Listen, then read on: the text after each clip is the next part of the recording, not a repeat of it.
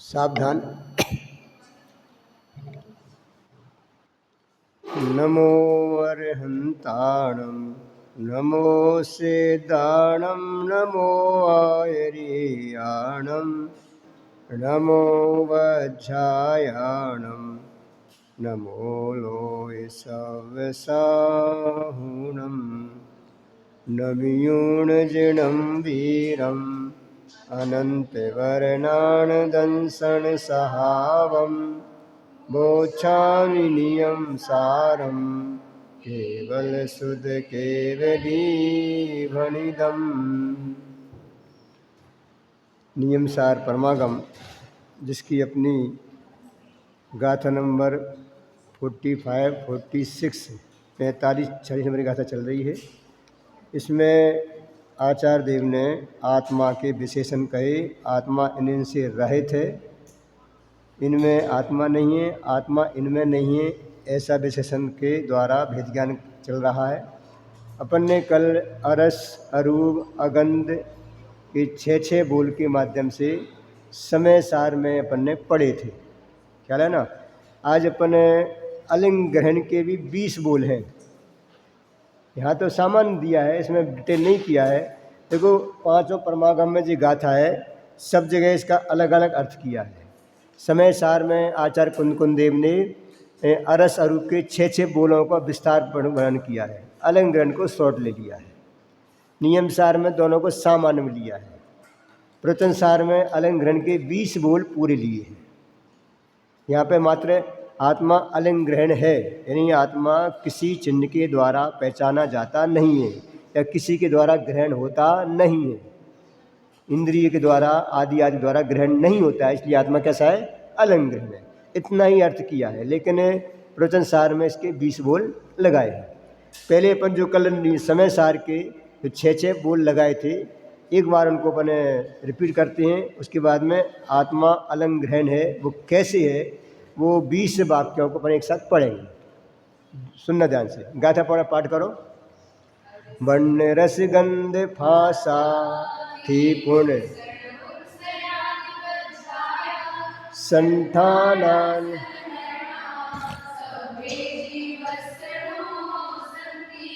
अरस मरूपम गंधम अव्यक्तम सेजना गुण समद्धम जाने अलंग गहनम जीवमणिसंठानम। अन्व्यार्थ है। वर्ण, रस, गंध, स्पर्श, स्त्री, पुरुष, नपुंसक आदि पर्याय, संस्थान और सहनन है सब जीव को नहीं है। गाथा नंबर 45। 46 नंबर गाथा में दिया, जीव को अरस, अरूप, अगंध, अव्यक्त, चेतना गुण वाला, अशब्द, अलंग ग्रहण और जिसे कोई संस्थान नहीं है ऐसा कहा है, ऐसा जान। टीका देखते इसकी अपन हिंदी टीका। यहाँ इन 2 गाथाओं में परम स्वभावभूत ऐसा जो कारण परमात्मा का स्वरूप, उसे समस्त पौद्गलिक विकार समूह नहीं है, ऐसा कहा है। यानी इस पंक्ति में पूरे दोनों गाथाओं का निचोड़ कहें, सार कहें, तात्पर्य कहें, अभिप्राय कहें, ये पूरा यहाँ बता दिया। क्या लिया? परम स्वभावभूत ऐसा जो कारण परमात्मा है ना। इसमें 2 ही बातें मुख्य आई हैं, एक कारण परमात्मा, एक कार्य परमात्मा। तो कारण परमात्मा ने जो त्रिकाली शुद्ध भगवान आत्मा है वो तो कारण परमात्मा है, और कारण परमात्मा का अवलंबन लेकर के जो पर्याय में कार्य हुआ है, क्या कार्य हुआ है? अत्यंत सिद्ध अवस्था प्रकट हुई है, वो कार्य परमात्मा है। प्रकट में जो काम हुआ है वो कार्य परमात्मा है, जिसके अवलंबन से हुआ है वो कारण परमात्मा है। तो मैं कौन हूँ? ऐसे परम स्वभावभूत ऐसा जो कारण परमात्मा जो स्वरूप है, उसे समस्त पौद्गलिक विकार का समूह नहीं है। समस्त में सब कुछ आ गया, कुछ भी शेष नहीं रहा। अब समस्त हम समझते नहीं हैं, तो एक एक का डिटेल किया है। आत्मा गंध रहे थे, आत्मा स्पर्श रहे थे, आत्मा शब्द रहे थे, आत्मा रूप रहे थे, एक किया है। आत्मा इंद्रिय गोचर नहीं है, आत्मा इंद्रियों के द्वारा पकड़ में नहीं आता है। ये विस्तार क्यों किया है? इस शब्द से नहीं समझे तो फिर लंबा विस्तार पूर्वक समझाया गया है। श्रोताओं को भी 3 तरह के श्रोता होते हैं। एक है विस्तार बुद्धि वाले, एक है मंद बुद्धि वाले, एक मीडियम बुद्धि वाले। मीडियम है ना मध्यम, और एक सबसे हल्का। तो जिनको संक्षेप में समझ में जाता है उनको विस्तार नहीं किया जाता है। इनको थोड़ा नहीं आता है, थोड़ा विस्तार करके समझाया जाता है, और जिनको नहीं आता है उनको और विस्तार कर समझाया जाता है। जैसे मैंने कहा समृद्धि से, आज बेटा सुबह सुबह 2 मेहमान आने वाले 8 बजे, इतना मैंने कहा। अब आगे की पूरी गतिविधि समझ गई ना। अब गतिविधि क्या समझ गई? यदि समझदार है तो इतने समझने में समझदार समझ गया। 8 बजे आ रहे हैं तो उनको नहाने आदि की व्यवस्था करना है, उनको नाश्ते आदि की व्यवस्था करना है, वो भोजन करेंगे नहीं करेंगे वो भी सब व्यवस्था देखना है। समझ में आ गया? अब 8 बजे आ रहे हैं, दूसरी बालका ने कहा ठीक है जाएंगे। अब कोई नाश्ते की व्यवस्था नहीं की, ना कमरे की व्यवस्था नहीं की, कुछ नहीं किया। उससे कहेंगे बेटा वो 8 बजे आ रहे हैं, नाश्ता तैयार रखना, भाने नहाने की व्यवस्था आदि करा देना। ये कहेंगे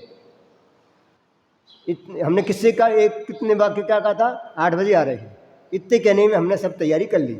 अब दूसरे ने 8 बजे आ रहे हैं तो समझे ही नहीं, 8 बजे आ रहे हैं तो आजान दो, आजा आ रहे हैं तो क्या दिक्कत है? तो उसको समझाएंगे 8 बजे घर पे आ रहे हैं, नाश्ता क्या बनाना वो तैयार रखना, क्या व्यवस्था वो व्यवस्था देख लेना, ठीक है ना। सेकंड से इतना कहा। अब ठीक है नाश्ता देख लेंगे।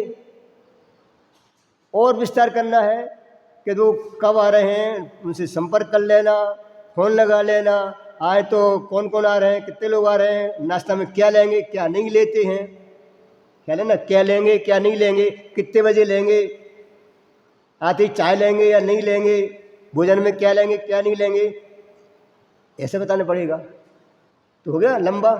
जिनकी मंद बुद्धि है उनको विस्तार से समझाना पड़ेगा, इनकी मीडियम बुद्धि है उनको थोड़ा हिंट करना पड़ेगा, जो विशेष समझदार है उनको मात्र कहना पड़ेगा। आपसे कहा 8 बजे जिनवाणी मंदिर में प्रवचन होना है, आपने कहा ठीक है। तो होने का मतलब तुमसे क्यों कहा है? वो तो होना ही है, समझ श्रेणी क्यों कहा है तुमसे 8 बजे जिनवाणी मंदिर में प्रवचन होना है, क्यों कहा है? मतलब क्या कहने का? समझदार समझ जाओगे।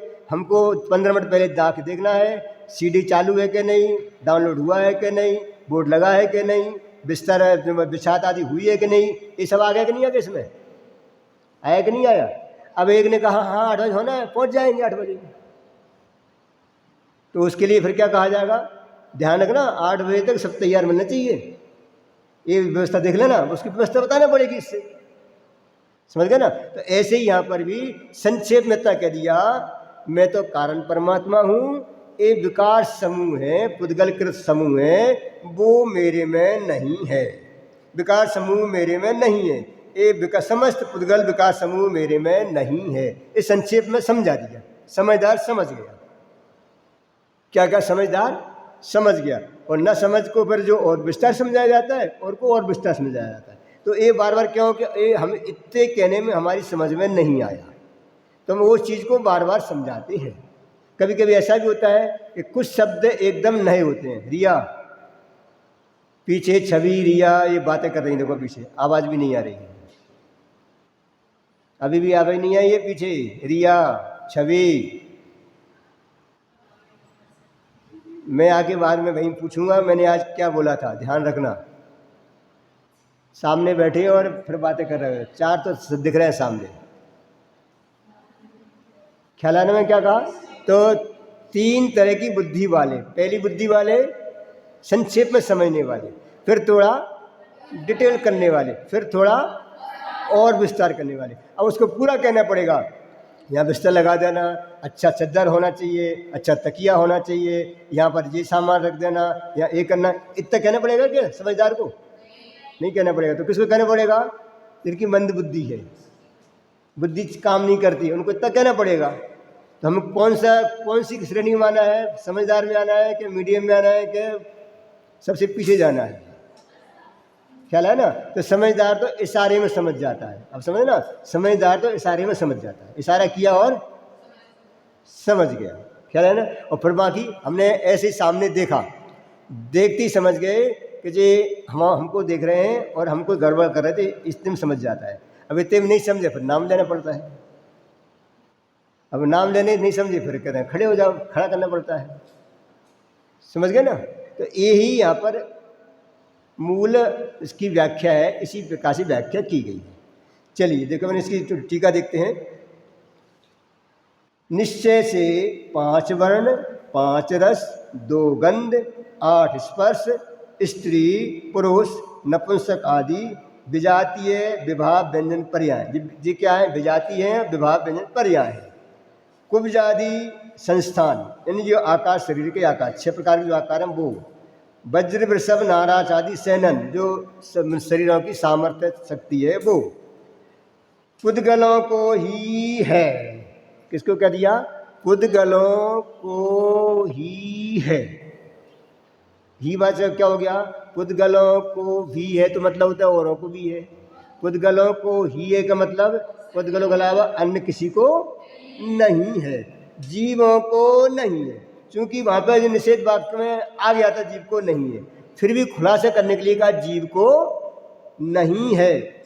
संसार दशा में स्थावर नाम कर्म युक्त संसारी जीव को कर्म फल चेतना होती है। अब ये तो सिद्ध कर ही दिया। सिद्ध करने के बाद में अब जो पहले की जो आगम पद्धति थी वो स्थापना करना था, उसको भी यहाँ बता दिया। कोई कहेगा कि ऐसे कैसे हो सकता है, संसार अवस्था में थे क्या नहीं थे, ये आप तो एकांत कह रहे हो। तो वो उसका समाधान किया कि भाई संसार दशा में स्थावर नाम कर्म युक्त संसारी जीव को कर्म फल चेतना होती है। कर्म फल चेतना, 3 चेतना जानते हो ना? कौन कौन सी? हाँ, अपन इधर से ले तो कर्म फल चेतना, कर्म चेतना और ज्ञान चेतना। कर्म फल चेतना का मतलब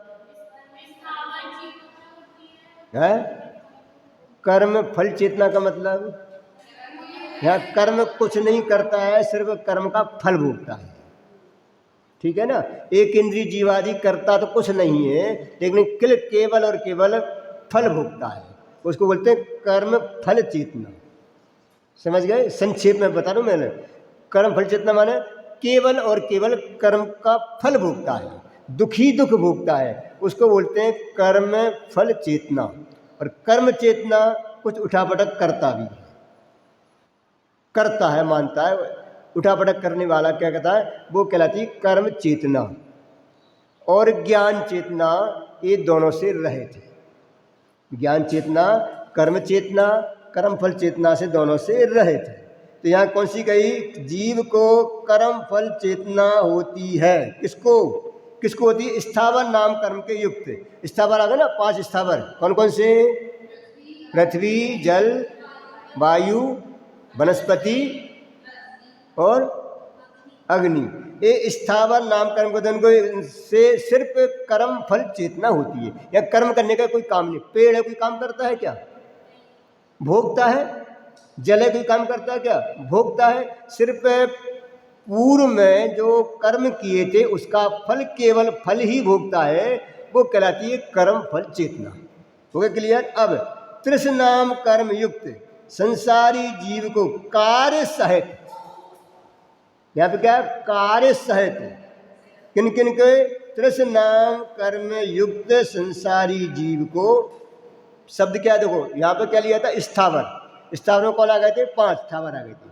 यहाँ पे क्या ले रहे हैं? तृष्णाम कर्म युक्त जीव को कार्य सहित, या कार्य सहित करता भी है और उसका फल भी भोगता है। अंतर समझ गए दोनों में?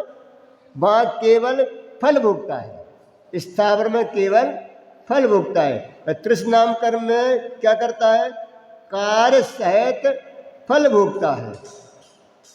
कार्य परमात्मा और कारण परमात्मा को शुद्ध ज्ञान चेतना होती है। किनको? कार्य परमात्मा और कारण परमात्मा को केवल और केवल क्या होती है? ज्ञान चेतना होती है। किनको? कार्य परमात्मा और कारण परमात्मा। तो सिद्ध भगवान कौन है? कार्य परमात्मा। हम कौन है? कारण परमात्मा। इसमें मूल स्वभाव में तो केवल और ज्ञान चेतना है। मैं तो केवल जानने वाला हूँ, लेकिन एक स्थावर नाम कर्म को उदय से कर्म फल चेतना होती है। तृष्णाम कर्म को उदय से कार्य सहित कर्म फल चेतना, कार्य भी लिया साथ में और कार्य का फल भी साथ में शामिल किया है। ये होती है कार्य परमात्मा और कारण परमात्मा को शुद्ध ज्ञान चेतना होती है। इसी से कार्य समय सार अथवा कारण समय सार को सहज फल रूप शुद्ध ज्ञान चेतना होती है। कार्य समय सार और कारण समय सार को सहज फल रूप, क्या कहा, सहज फल रूप शुद्ध ज्ञान चेतना होती है। इसलिए सहज शुद्ध ज्ञान चेतना स्वरूप निज कारण परमात्मा संसार अवस्था में या मुक्त अवस्था में सर्वदा एक रूप होने से उपादेय है, ऐसा हे शिष्य तू जान। मुक्त अवस्था में भी और संसार अवस्था में भी कारण परमात्मा दोनों अवस्था में सर्वदा हमेशा एक रूप होने से, एक ही रूप है। कौन सी दृष्टि लगा ली? अंतरंग की दृष्टि से देखा जाए, अंतरंग में कारण परमात्मा में ज्ञान चेतना है और कार्य परमात्मा भी ज्ञान चेतना है। इस दृष्टि से देखा जाए तो दोनों एक रूप होने से दोनों ही क्या है, उपाधि है, ऐसा हे शिष्य तू जान। तो कर्म फल चेतना कहाँ हो गई? कर्म फल चेतना कहाँ हो गई? केवल स्थावर में। और कार्य से कर्म फल चेतना कहाँ हुई? त्रिश आदि संसारी जीवों में। त्रिश माने 2 इंद्री, 3 इंद्री, 4 इंद्री, 5 इंद्री सब आ गए है, दोनों त्रिश माने दोनों आ गई ना। कार्य सहित कर्म में बोलो, कार्य सहित फल चेतना, तो कार्य भी है और फल भी है, 2 शब्द आगे साथ में। कार्य सहित कर्म सहित फल चेतना, तो इसका नाम हो जाएगा कर्म फल चेतना। तो कर्म भी कर रहा है और कर्म का फल भी भोग रहा है, तो कर्म फल चेतना। लेकिन वहाँ पर नाम तो वही दिया है कर्म फल चेतना, लेकिन वहाँ कर्म नहीं है। स्थावर में कर्म नहीं है, सिर्फ कर्म का फल भोगता है, ख्याल है ना। और यहाँ पर है दोनों कारण परमात्मा और कार्य परमात्मा में दोनों में अंतर नहीं। अगली आगे आगा ना 47 नंबर की गाथा में तो आचार्य देव कमाल करेंगे। भवलीन संसारी और मुक्त में मैं किस दृष्टि से अंतर देखूं? अंतर ही नहीं है। 8 गुण संयुक्त सिद्ध है और 8 गुण संयुक्त भवलीन संसारी है, ये सिद्ध किया इसमें तो। यानी कि यहाँ पर प्योर सब जगह से हटा करके स्थिर करके जो मेरा वास्तविक शुद्ध स्वभाव है वह ले जाने का प्रयास है, वहाँ ले जाने के, क्योंकि वो ही वास्तव में उसी में ही आत्मा का वास्तविक हित है, अन्य जगह आत्मा का हित नहीं है। तो वही अपेक्षाएं लगा करके हे शिष्य ऐसा तू जान। इस प्रकार एकत्व सप्तति श्री पद्मनंदी आचार्य देव कृत पद्मनंदी पंचविंशता का नामक शास्त्र में एकत्व सप्तति नामक अधिकार में 79वें श्लोक में कहा है। क्या कहा है? मेरा ऐसा मंतव्य है। क्या कौन कह रहे हैं? आचार्य पद्मनंदी पंचविंशता कह रहे हैं। क्या कह रहे हैं? मेरा ऐसा मंतव्य है कि आत्मा पृथक है और उसके पीछे पीछे चलने वाला कर्म पृथक है। आत्मा पृथक है, उसके पीछे चलने वाला कर्म पृथक है। आत्मा और कर्म की अति निकटता से जो विकृति होती है वह भी उसी प्रकार पृथक है। क्या कहा? आत्मा के पीछे पीछे चलने वाला कर्म है और कर्म की अति निकटता से जो विकृति होती है आत्मा उससे भी पृथक है। कैसे हुई? देखो ऐसे बताओ, हमको ऐसी शंका कैसे हुई कि शरीर है सो मेरा है, भागश्री, ये मैं भागश्री हूँ या मैं शरीर वाला हूँ, ये शंका खड़ी क्यों हुई? कारण क्या है? क्योंकि हमने कभी इस शरीर से रहित आत्मा देखा नहीं है। जब से आत्मा है तब से शरीर है। अरे जब से आत्मा है तब से शरीर है। एक क्षण के लिए हमने अलग अलग दोनों को ऐसा देखा ही नहीं है कि ये आत्मा है और ये शरीर है। ऐसा कहीं देखा है क्या? एक बात। दूसरी बात है, इसके साथ में बचपन से ही तन्मयता रूप है, एक समय के लिए अलग हमको दिखाई दिया नहीं है, तो हमको ऑटोमेटिक ऐसी निकटता के कारण एक भ्रम हो गया कि जे है सो ही मैं हूँ। क्या कहा? जे है यही तो मैं हूँ। अति निकटता के कारण ऐसा भ्रम खड़ा हो गया। क्योंकि भ्रम होने का भी कोई कारण चाहिए ना। भ्रम कहाँ होता है? दो चीजें एक सी लगे, एक एक साथ में रहे तो ही भ्रम होता है। बार बार तुम उधर जाओ, बार बार उधर जाओ और वहां चोरी हो जाए तो भ्रम हो गया कि यही बार बार जाते थे तो चोर ही हो सकते हैं, वही भ्रम होता है ना। लेकिन भ्रम का इलाज तो भ्रम दूर करना है। ऐसे अति निकटता से जो विकृति हुई, आत्मा के साथ कर्म की अति निकटता से जो विकृति हुई, वो विकृति से भी आत्मा कैसा है? पृथक है। और काल क्षेत्र आदि जो है वे भी आत्मा से पृथक हैं।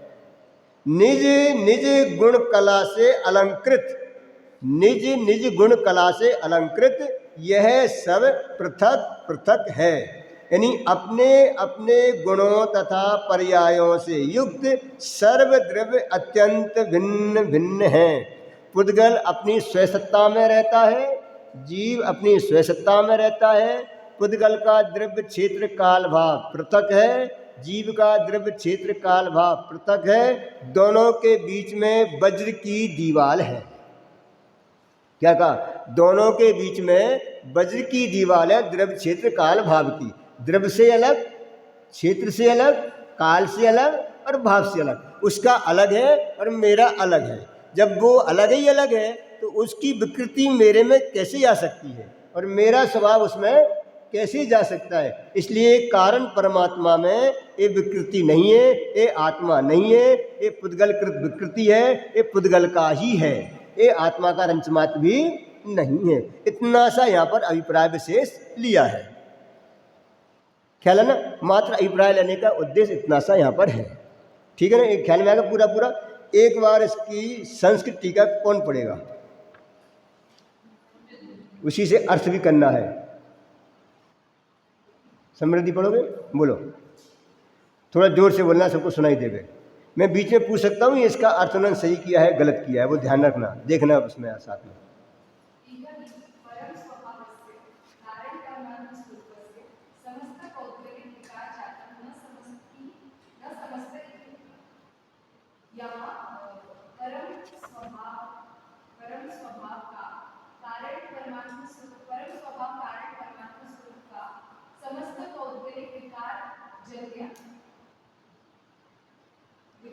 पौद्गलिक विकार जातम न समझती युक्तम। बराबर है, आगे ना। परम स्वभावभूत ऐसा जो कारण परमात्मा है उसके स्वरूप में समस्त पौद्गलिक जो विकृति का समूह है वो आत्मा में नहीं है। अब आगे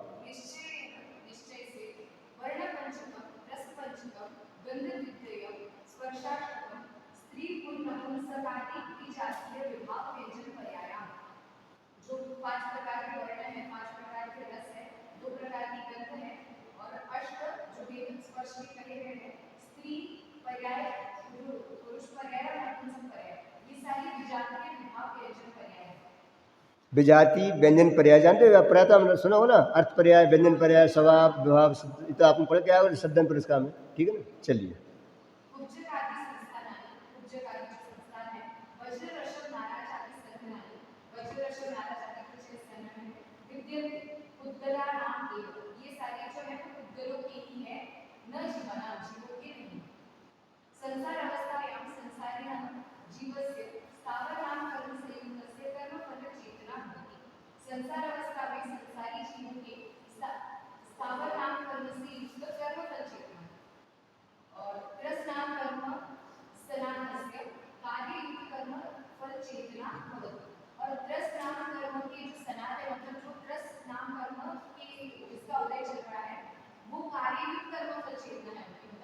मैंने कर्म भी है और साथ में फल भी है। ठीक है।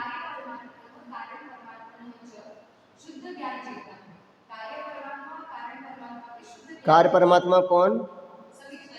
कार्य परमात्मा और कारण परमात्मा सभी जीव।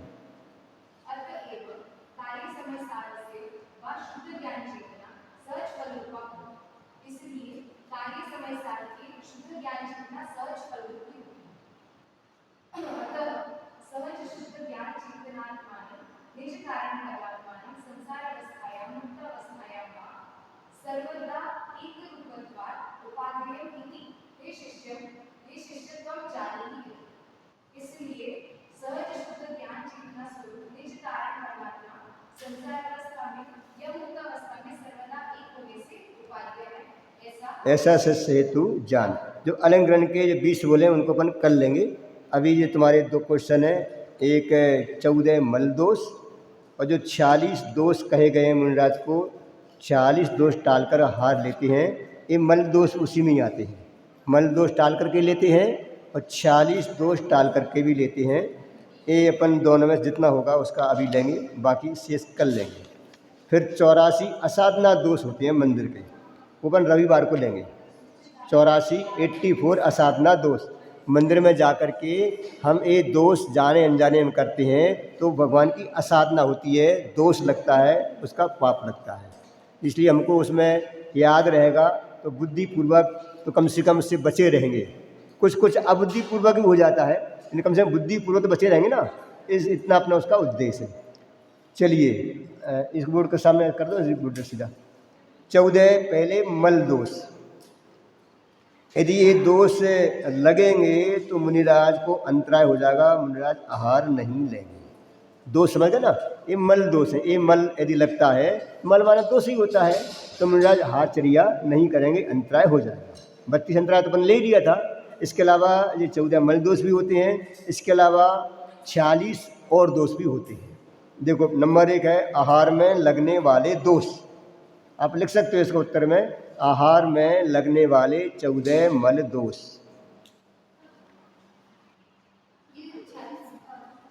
40 अलग है, नहीं ये अलग है जी। 14 अलग है, 46 अलग है, 32 अलग है। 32 अंतराय दोष है, 14 मल दोष है, 46 वो है, और इसके अलावा और भी है, वो भी लूँगा मैं। ठीक है, अपन ले रहे हैं तो क्रम से इसका भी आपको एक नॉलेज एक अपनी डायरी में अलग से लिखना, जीवन में हमेशा काम आएगा जी। कभी कभी ऐसे निकाल देख सकते हो ना, तो अपने जीवन में इनको ही देखने से अपने परिणाम भी विशुद्ध होते हैं और एक अपने सामान्य एक नॉलेज भी होता है। चलो नख, अब इस सामान्य अर्थ करने की आवश्यकता नहीं है इसमें, जहाँ तक तो इनके नख निकल जाए, नख गिर जाए, समझ गए ना। फिर बाल गिर जाए भोजन में, ठीक है। या ऐसा भी हो सकता है आप हाथ देते देते और हाथ से बालों को छू लो और हाथ नहीं धो तो भी अंतराय हो जाएगा।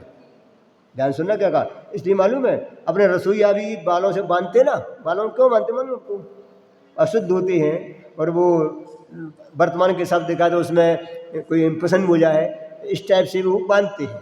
तो वो सिर पे हाथ नहीं जाना चाहिए और बाल नहीं होना चाहिए, ठीक है ना। हड्डी, अब हड्डी का कहीं हो सकता है निकल सकती है, ठीक है ना। फिर मांस का दर्शन हो जाए, मांस दिख जाए, ख्याल है ना, हो सकता है, बड़ी बात नहीं है। मरा हुआ जीव दिख गया, मांस दिख गया इस टाइप से। पीप, खून का पीप निकल आए, पीप जानते हो, थोड़ा पक गया और पीप, उसको पीप बोलते हैं। रक्त माना खून बोलते हैं। पीप खून सामने वाला दिख जाए या स्वयं का, दोनों तरफ लगा लेना। पीप, रक्त, चर्म, चर्म माना शरीर में चर्म जैसा रोग हो, ठीक है ना। फिर है 2 इंद्रिय जीव का कलेवर, इल्ली मरी हुई दिख जाए, 2 इंद्रिय है ना, लट पिपिलादि यार शरीर, तो 2 इंद्रिय जीव का कलेवर मन वही समाधि दिख जाए, चावल में दिख जाए या ऐसे नहीं दिख जाए तो अभी हाथ नहीं लेते हैं। कण, कण मान होता है गेहूं का दाना या गेहूं के दाने का छिलका, कण। तो वो कण यदि उसमें निकल आए, साबुत कण निकल आए तो भी इनको अंतराय हो जाएगा। आधा दाना निकल आए, छिलका टाइप का निकल आए तो भी अंतराय हो जाएगा, समझ गए ना। कण, गेहूं का दाना साबुत या आधा या छिलका टाइप का। एक कुंड, कुंड मेरी समझ नहीं आया है क्या है, मैं देखूंगा जो बताऊंगा बाद में। उसके बाद में कुंड है। फिर बीज, कुंड का मैं देख लूँगा, समझ नहीं आया कुंड किसके लिए बोलते हैं। फिर है बीज, बीज का मतलब होता है कि कोई ककड़ी या आदि का कोई साबुत बीज हो गए, इससे पेड़ पैदा हो जाता है, उत्पन्न हो जाता है। धान, धान समझ गए ना, धान धान माने उससे धान में सामर्थ्य है पैदा होने की, जीव उत्पन्न होने की। तो ऐसा कोई बीज जाए उसमें तो भी वो हार नहीं लेगी। ये तो धान का और आदि आदि लगा लेना, जिस बीज में अभी सामर्थ्य है कि वो उत्पन्न हो सकता है बोने पर, तो वो यदि आ जाए तो भी, क्यों कि वो सजीव हो सकता है, वो सामर्थ्य उसमें वो है। कंद, तो कंद अपन जानते हैं, कंदमूल, प्याज आदि। नहीं दोनों, हाँ हमको बताऊंगा ना। यहाँ तो कंद माने जमी कंद, जमी कंद में सब आ गए, प्याज आलू आदि सब आ गए।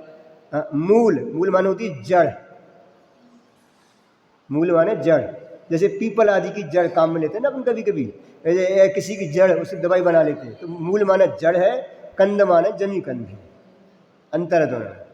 मूल माने वृक्ष का मूल, अंदर की जड़, ठीक है, और कंद माने जमी कंद। फल, साबित फल भी नहीं लेते हैं, फल पूरा हो, एप्पल आदि पूरा फल हो तो पूरा फल नहीं लेंगे, नहीं। हाँ दिख जाए तो भी सामने थाली में, सामने थाली में रख लाया, ऐसा सामने बनाने लगे या सामने दिख गया तभी अंतरा हो जाएगा। अरे हार करते समय की बात है, हार में लगने वाले दोष है, पड़घान के दोस्त ही बोल रहे हैं अपन यहाँ पे।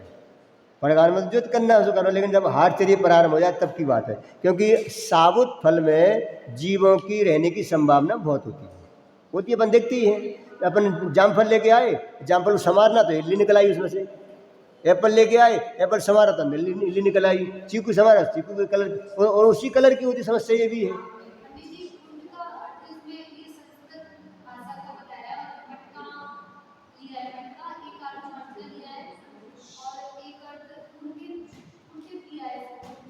कुंड माने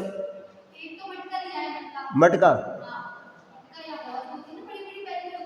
हाँ हाँ, तो वो दिख जाए तो उससे अंतराय कैसे होगा? और दूसरा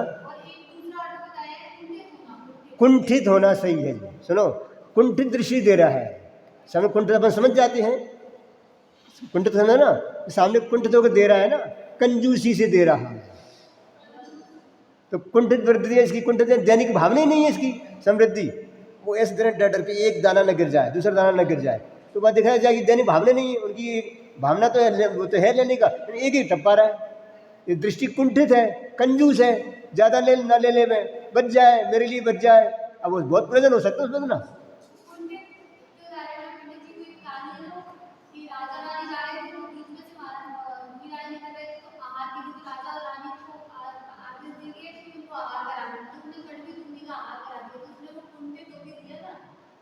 कुंठित का मतलब गुस्सा होकर दिया जाता है, कुंठित का मतलब क्रोधित होकर के, बदला लेने के हिसाब से। इन्हें ऐसा ही मेरे साथ कि मैं भी ऐसा करती हूँ, ठीक है। हो गए 14 मल दोष हो गए।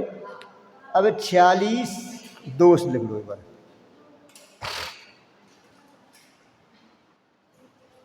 अभी ले लें 10 मिनट, चलो 10 मिनट में पूरा 10 मिनट पूरा कर देंगे, ठीक है ना, जितना हुआ।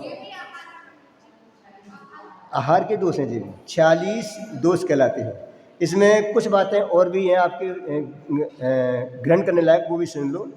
इसमें भोजन काल में 3 मुहूर्त लगाना वो जघन्य आचरण है, 2 मुहूर्त लगाना वो मध्यम आचरण है, 1 मुहूर्त लगाना वो उत्कृष्ट आचरण है। उनका आहार के टाइम में आहार चर्या कर रहे हैं, 1 मुहूर्त में कर लेते हैं तो उत्तम आचरण है, 2 मुहूर्त में करते हैं तो मध्यम आचरण है, और 3 मुहूर्त में करते हैं तो जघन्य आचरण है, ठीक है। ये मूलाचार में दिया हुआ है।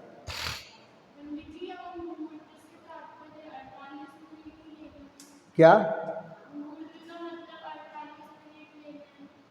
अब इसमें ऐसे कुछ लिखा नहीं है, अपन और देख लेंगे कितना लिया है। 48 मिनट पर ज़्यादा हो गए ना लगभग। अब उसमें एक होगा जो उत्तम मध्यम जघन्य, कहीं का एक लिया होगा, पूरा तो नहीं लिया होगा, क्योंकि पूरा 48 मिनट तो फिर तो 48 मिनट तो बहुत लगभग 1.5-2 घंटे हो गए, इतना तो कोई भी सामान होता नहीं है, तो मध्यम या जो भी हो वो लिया होगा।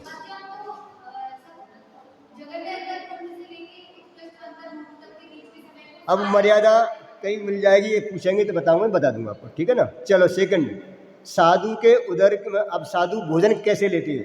अपने पेट में जितना आता है उसमें 4 हिस्से कर दो, 4 हिस्से में 2 हिस्से तो लेते हैं व्यंजन, दाल रोटी चावल, 2 हिस्से में। 1 हिस्से में लेते हैं पेय पदार्थ, पानी जूस आदि आदि, और 1 हिस्सा टोटल खाली रखते हैं। ऐसे लगाओ ना, जैसे एक व्यक्ति का भोजन 4 रोटी का है, ठीक है ना, तो सिर्फ 2 रोटी लेंगे और 1 रोटी बराबर पानी जूस लेंगे और 1 रोटी बराबर टोटल खाली रखेंगे, 4 हिस्से हो गए। इस तरह से उनका आहार होता है। इससे ज़्यादा आगे पीछे होता है तो फिर उनकी चर्या नहीं पलेगी। क्या कहा, अपने यहाँ तक पूरा भर लिया, पानी कोई जगह नहीं बची, अपन के भी यहाँ तक भोजन कर लेते हैं, अब आधा गिलास पानी भी नहीं पी सकते हैं। अब बताओ दिन में कैसे चलेगा। कभी कभी ऐसा होता है कि यहाँ इतना भर लिया कि सांस भी नहीं ले पा रहा है, हाँ भैया हाँ हाँ कर रहा है, वो बैठ नहीं कर रहा है। तो कभी कभी सुहानी ऐसा भी करना पड़े एक बार कि वो जब बेचैन बहुत हो गया, उसको खाना थी 10 रसगुल्ले, वो खा गया 60 रसगुल्ले, 60 खा गया, और भोजन तो पहले पूरा किया ही था, भोजन करने के बाद बोल रहा हूँ मैं। अब क्या करें क्या करें, तो मैं बता के डालो उंगली मुंह में, 2 उंगली मुंह में डाली और उल्टी करी जब चैन मिली, समझ गए। तो ऐसा भी हो सकता है। तो इसलिए माप के अनुसार भोजन होता है। हाँ, और ये तो हमने देख लिया होगा कि 1 ग्रास कितने का होता है। तो 1 ग्रास साली धान्य के 1000 चावलों का 1 ग्रास होता है। ग्रास 1 कौर, 1 कौर का माप क्या है, तो 1 कौर का माप है 1000 चावल के दाने का 1 कौर बोलते हैं। साली धान्य के 1000 धान्यों का भात बनता है, वह सब 1 ग्रास होता है। ऐसे पुरुष 32 ग्रास करते हैं, महिलाएं 28 ग्रास करती हैं। महिलाओं का 28 ग्रास प्रमाण है और पुरुषों का 32 ग्रास प्रमाण है, ठीक है ना। 32 ग्रास प्रमाण पुरुषों का है, महिलाओं का 28 ग्रास प्रमाण, और 1 ग्रास है 1000 चावलों का बनता है 1 ग्रास। अब उसमें अपने सब लगा लेना, ध्यान रखना, इस सामान जो प्रकृत मनुष्य है, जो स्वस्थ मनुष्य है उसका है। अब सबका कम ज़्यादा हिसाब से लगा लेना, वो अलग अलग है, क्योंकि किसी की कैपेसिटी 6 रोटी खाने की है, किसी की कैपेसिटी में 2 ही रोटी खाता है, तो उसके हिसाब से वो सेट कर लेना, ठीक है ना। चलो अपना जाते हैं अपने मूल मुद्दे पर। अब यहाँ पर 46 दोष, जिसमें 16 कहलाते हैं उद्गम दोष। उद्गम 46 दोषों में 16 कहलाते हैं उद्गम दोष, 16 कहलाते हैं उत्पादन दोष, उत्पादन दोष, 10 कहलाते हैं ऐसना दोष, ऐसना दोष, 4 कहलाते हैं संयोजना दोष। फिर से 16 उद्गम दोष, उद्गम, उद्गम दोष।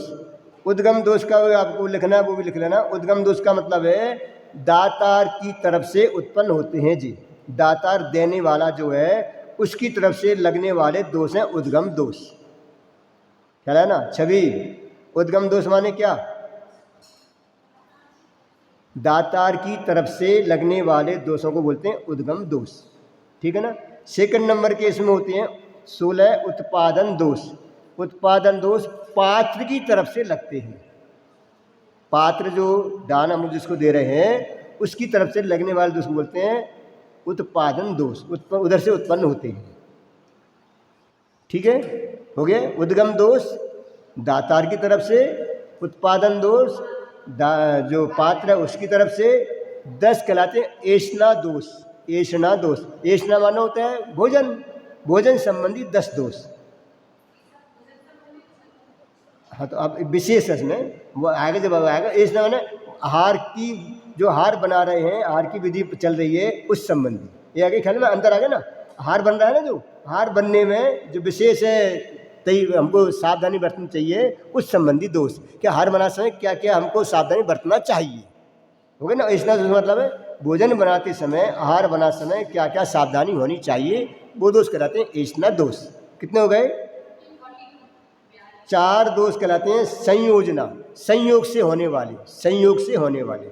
उस समय ऐसा संयोग बन जाए, कैसा संयोग, आपने गर्म पानी को ठंडे पानी में मिला दिया, ठंडे को गर्म में मिला दिया, समझ गए ना। ऐसे और 4 संयोजना, संयोजना माने सहज में ऐसे संयोग बन जाए, उनको बोलते हैं 4 संयोजना दोष। हो गए 46, 16 16 32, 32 10 42 और 4 46। अब इसमें 16 नंबर के 16 पहले एक बार देख लो। नंबर पहला है अद्धधि दोष, अ आधा धा या और दी, अद्धधि दोष। कल इसमें लिख देना बेटा, इसमें लिखने से कुछ शब्दों में बोलने में दिक्कत होती है और सही उच्चारण में इसलिए लिख लेना पूरा, ठीक है ना। पहला दोष कौन सा है? अध्यधि दोष। इसमें संयमी साधु को आता देख उनको देने के लिए अपने निमित्त चूल्हे पर रखे हुए जल और चावलों में, ऐसा लगा दो। मुनिराज आ रहे हैं हार के लिए, हमने अपने लिए चावल बनाए थे, सुनना श्रेणी, चावल बना था हमने अपने लिए, अब चढ़े हुए हैं गैस पर या चूल्हे पर, सामने मुनिराज दिखे तो फटाफट हमने चावल और उसमें मिला दिए, समझ गए ना। आटा हमने गूंदा था अपने हिसाब से, दिखे सामने और आटा थोड़ा मिला लिया। यदि ऐसा होता है तो ये कहलाता है अद्धधि दोष, ख्याल है ना, हो गया। संयमी साधु को आता देखकर उनको देने के लिए अपने निमित्त चूल्हे पर रखे हुए जल और चावलों में अधिक जल चावल मिलाकर फिर पकावे, अथवा जब तक भोजन तैयार ना हो तब तक धर्म प्रश्न के बहाने साधु को रोक रखे। लो क्या कहा, जब तक भोजन तैयार ना हो तब तक वो बातों में लगाए रखे मुनिराज को। मूलाचार का लगा हुआ है देखो, समझ गए ना। तो एक कहलाता है अद्धधि दोष, हो गया एक। सेकंड नंबर का है पूती दोष, पूती दोष। इसमें दिया है पूती दोष का मतलब प्रासुक आहार आदि वस्तु सचित आदि वस्तु से मिश्रित हो, वह पूती दोष है। जैसे हमने दाल बनाई और उसमें हरा धनिया या हरी पत्ती डाल दी, सचित का मिश्रण कर दिया, ख्याल है ना, सचित था वो, उसका मिश्रण कर दिया, तो ये कहलाएगा पूती नाम का दोष। इसमें दिया भी है। जैसे गंधयुक्त द्रव्य, इन पांचों में संकल्प करना कि इन चूली आदि का पका हुआ भोजन जब तक साधु को न दें तब तक अन्य किसी को नहीं देंगे। ये ही 5 आरंभ दोष जो पूती दोष में गर्भित हैं। 5 कौन से आ गए पूती दोष में? आ गए 5, कौन कौन से? वही पंचसूना आगे, पंचसूना कौन कौन से? पंचसूना सृष्टि बोलना है, पंचसूना चूल्हा, ओखली, कलछी, पकाने के जो बासन होते हैं वो, और गंधयुक्त द्रव्य, ये 5 हो गए ना तुम्हारे, वही ओखली आदि, ये पंचसूना। इसमें ये 7 में गर्भित हैं, ये भी ख्याल आ गया ना। तीसरा नंबर का है मिश्र दोष। मिश्र मिला हुआ, कैसा मिला हुआ? प्रासुक तैयार हुआ भोजन अन्य भेषधारियों के साथ तथा ग्रस्तों के साथ संयमी साधुओं को देने का उद्देश्य करे तो मिश्र दोष जानना कि हमारे घर में साधु आ रहे हैं, साधुओं कराएंगे और श्रावकों भी करा देंगे, तो श्रावक तो हैं संयमी नहीं है, साधु संयमी हैं, उनको भी करा देंगे, और कोई वेशधारी और भी आ जाए उनको भी करा देंगे। तो ऐसे चौके मुनिराज हार नहीं लेंगे। मिश्र दोष, वहीं श्रावक बैठ गए भोजन करने के लिए और वहीं मुनिराज को हार करा रहे हैं, ख्याल। मिश्र का समझ गए, मिश्र में दोनों मिश्र हो गए। त्यागियों को बना है, उनको लेना है, और साथ में असंयमी बैठ गया, असंयमी के साथ में संयमी भोजन नहीं करेंगे, इतने से लगा लेना। समझ में आ गया? क्या कहा? मिश्र दोष यानी प्रासुक तैयार हुआ भोजन अन्य भेषधारियों के साथ, अन्य भेषधारी में कौन कौन लेना? गृहस्थों के साथ संयमी साधुओं को देने का जो उद्देश्य करे वह मिश्र दोष कहलाता है। अब मुनिराज कैसे मालूम चलेगा कि वहाँ पे वो श्रावक बैठा है, वो भी वहाँ पे भोजन कर रहा है और वहाँ इधर मुनिराज खड़े हैं, ख्याल है ना? समझ में? इधर श्रावक को बुला लिया, हाँ भाई ये बैठ जाओ, उनको थाली लगा दी, और इधर हार भी दे रहे हैं 2 लोग, और एक वहाँ पे वो भी कर रहे हैं एक ही चौके में, तो ये मिश्र दोष हो जाएगा, मुनिराज वहाँ पे हार नहीं करेंगे। फिर है स्थापित दोष। स्थापित का मतलब है जिस बर्तन में पकाया था उससे दूसरे बर्तन में पके भोजन को रखकर अपने घर में तथा दूसरे घर में जाकर उस अन्न को रख दे, उसे स्थापित दोष कहते हैं। एक बर्तन पकाया और निकाल दूसरे बर्तन में रख दिया, ये भी दोष है। जिसमें पका है उसी में भी ठीक है। हाँ, कढ़ाई में पकाया तो कढ़ाई थोड़ी करेंगे। ये तो कल्पना दीदी भी कहती है कई बार कि जिसमें पकाया उसी में रखना, बर्तन चेंज कर दो तो मैं हार नहीं लूँगी। अरे ऐसे में बनाओ, ऐसे बर्तन में बनाना चाहिए ना कि जो कुछ चेंज नहीं करना पड़े।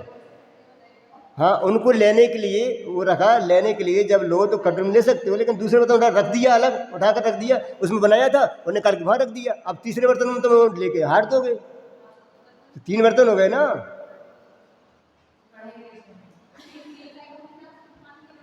अरे कढ़ाई बनाया है समृद्धि, तो कढ़ाई रखो और जब देते समय बर्तन में ले लो।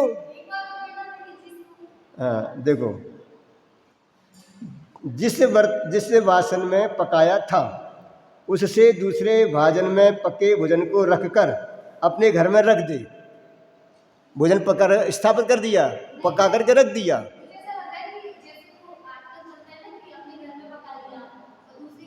वो तो दो ही बातें हैं, अपने घर में रख दिया और दूसरे घर में भी रख दिया, दो चीज़ आ गई यहाँ पे, दोनों शामिल है। देखो दोनों शामिल है। जिस वासन में पकाया था उससे दूसरे भाजन में पके भोजन को रखकर अपने घर में तथा दूसरे के घर में जाकर उस अन्न को रख दे।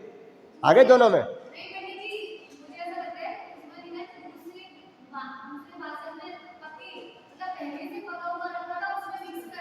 अरे भाई सुनो सुनो, दूसरे के घर में जाकर, दूसरे घर में जाकर और रख दे। जिसमें बर्तन पकाया है उसमें निकाले, दूसरे बर्तन में रखे और फिर रख देवे, ठीक है। और या अपने घर में रख देवे या दूसरे घर में जाके रख देवे, दोनों ही आ गए। अपने घर में रखे या दूसरे घर में जाके रखे, वो कहलाता है स्थापित दोष, ठीक है।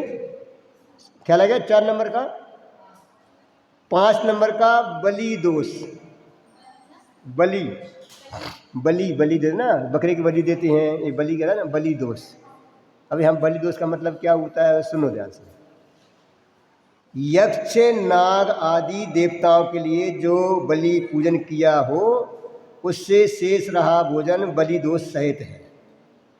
वो घर में बलि देने के लिए, काय के लिए, नाग को खिलाने के लिए या और को करने के लिए, उनकी पूजा कर करके जो भोजन बचा हो वो भोजन मुंडाज को देना, वो कहलाता है बलि दोष। अथवा संयमों के आगमन के लिए जो बलि कर्म सावध पूजन करे या संयमी घर में आए उनके लिए जो सावध पूजन करे, सावध में समझ गए ना, हाँ, फूल चढ़ाए, दीपक रखे, सावध सचित पूजन करे ना। सचित का मतलब जो फल आदि से पूजन करे, ख्याल है ना। तो वो भी यहाँ पे बलि दोष में आ जाएगा, क्योंकि वहाँ पर भी बलि हुई ना जीवों की। एक तो वो हो गई कहाँ, अन्न के प्रसाद से बनाया हो वो बचा हो, या दूसरा जो आगमन हो रहा है मुनिराज का, तो उनकी पूजन कैसे सावध पूजन करें जिसमें जीवों का वध हो। सावध माने जिसमें जीवों का वध हो, इस तरह से पूजन करें तो वह कहलाता है बलि नाम का दोष। अब कुछ ऐसे पढ़ोगे ना, ऐसा लगेगा ऐसे कैसे हो सकता है, ऐसे कैसे हो सकता है, कुछ में तर्क बहुत लगेंगे, आएगा विकल्प आएगा। लेकिन भाई जो कुछ चीज़ें ऐसी हैं कि जो आज्ञा है, लिखा है, उसको स्वीकार करना पड़ेगा। कुछ हमारे दिमाग में नहीं बैठता है, तर्क ही आएगा उसमें, लेकिन कहीं तर्क ही नहीं चलता है। आचार दिन में लिखा है तो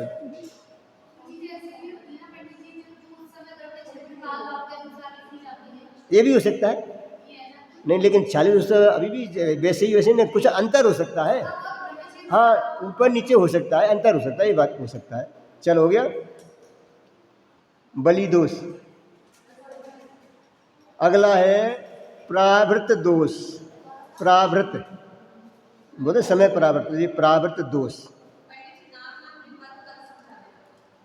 नाम लिख लो प्रावृत।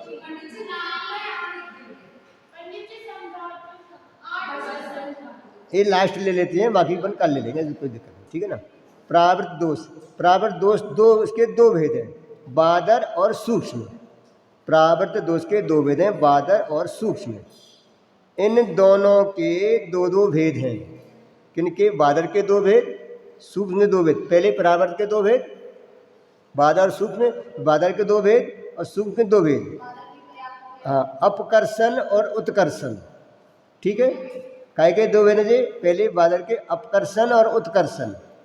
फिर काल की हानि का नाम, काल की हानि का नाम अपकर्षण है और काल की वृद्धि का नाम उत्कर्षण है। ठीक है ना, काल का घटना अपकर्षण, काल का बढ़ना उत्कर्षण।